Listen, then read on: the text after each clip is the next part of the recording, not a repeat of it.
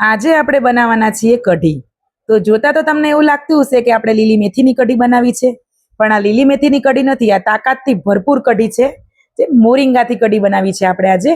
એટલે કે સરગવાના પાનની કઢી બનાવી છે અને સરસ મજાનો જુવારનો રોટલો। તો વિડીયોને સ્કીપ ના કરતા, ખૂબ સરસ એવી રેસીપી છે ને ઓથેન્ટિક ડીશ છે આપણે આ। તો ચાલો બનાવવાનું સ્ટાર્ટ કરીએ। તો એના માટે મેં અહીંયા 1 કપ મોરિંગાના પત્તા લીધા છે, સરગવાના પત્તા ધોઈને સરસ સાફ કરીને રેડી કરી લીધા છે। અહીંયા આપણે 500 ml છાશ લીધી છે, એમાં 2 થી 3 ચમચી જેવો ચણાનો લોટ એડ કરવાનો છે। ચણાના લોટની ગોટલી ના પડી જાય ને ગાંઠા ના રહી જાય એનું ખાસ ધ્યાન રાખવાનું છે। એ રીતે સરસ આપણે ચણાના લોટને છાશ સાથે મિક્સ કરવાનો છે। તો તમે વિડીયોમાં જોઈ શકો છો, ચણાનો લોટ છાશ સાથે સરસ ભળી અને મિક્સ થઈ ગયો છે। તો અહીંયા આપણે બાકીના બેઝિક મસાલા એડ કરીશું। ધાણા જીરું પાવડર એડ કરી લેવાનું છે, અડધી ચમચી જેવી અત્યારે આપણે હળદર એડ કરીશું ને બીજી આપણે વઘાર કરીશું ત્યારે એડ કરવાની છે। તો સરસ અત્યારે મસાલા સાથે મિક્સ કરી લેવાની છે। અહીંયા આપણે એક કઢાઈ મૂકવાની છે, કઢાઈમાં આપણે ઓઇલ ગરમ કરવા મૂકીશું। ઓઇલ ગરમ થાય એટલે પછી આપણે રાઈ એડ કરવાની છે। આ કઢી ખૂબ જ ટેસ્ટી એવી બને છે ને તાકાતમાં તો કંઈ કેવું જ પડે એવું નથી। ભરપૂર માત્રામાં calcium, iron, fibre, magnesium, potassium, phosphorus બધું જ છે, તો ચોક્કસથી બનાવીને ખાજો।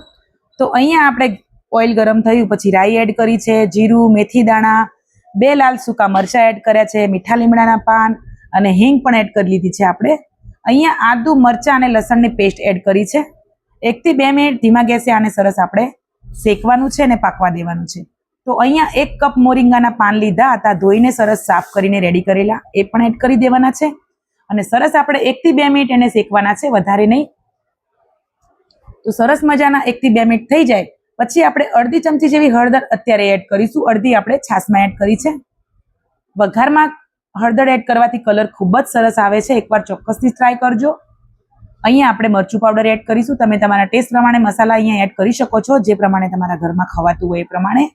તો અહીંયા આપણે જે બેટર બનાવ્યું છે કઢીનું એ પણ એડ કરી દેવાનું છે, થોડું આપણે ઉપરથી પાણી એડ કરવાનું છે। તમારે જાડી પતલી જે પ્રમાણે તમારે કઢી ખાવી હોય એ પ્રમાણે તમારે પાણીની કન્સિસ્ટન્સી એડજસ્ટ કરવાની છે।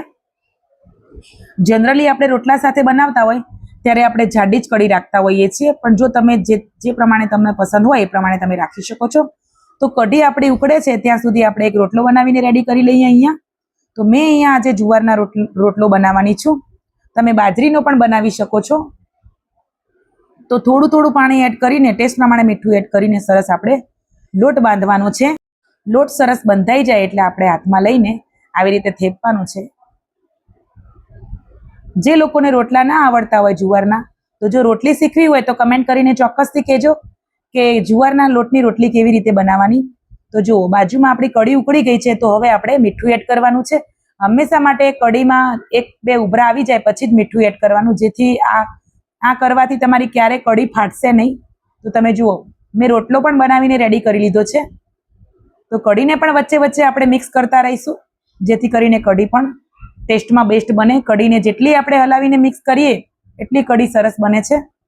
તો જુઓ કઢી પણ સરસ આપણી પાકી જ ગઈ છે, અહીંયા મિક્સ કરતા રહીશું। તો જુઓ સરસ મજાની કઢી બનીને તૈયાર થઈ ગઈ છે।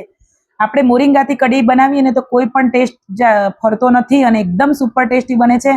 કોઈને પણ ખવડાવી દેશો તો બિલકુલ ખબર નહીં પડે કે આપણે મોરિંગાથી બનાવી છે। તો ફાઇનલી કઢી બનીને રેડી થઈ ગઈ છે। તો ગેસની ફ્લેમ બંધ કરી દઈશું અહીંયા અને આપણે સર્વિંગ પ્લેટમાં લઈ લઈશું, ઉપરથી ધાણા સ્પ્રિંકલ કરી દઈશું। તો આપણે બાઉલમાં સર્વ કરી લીધી છે ને આપણો રોટલો પણ અહીંયા બનીને રેડી થઈ ગયો છે।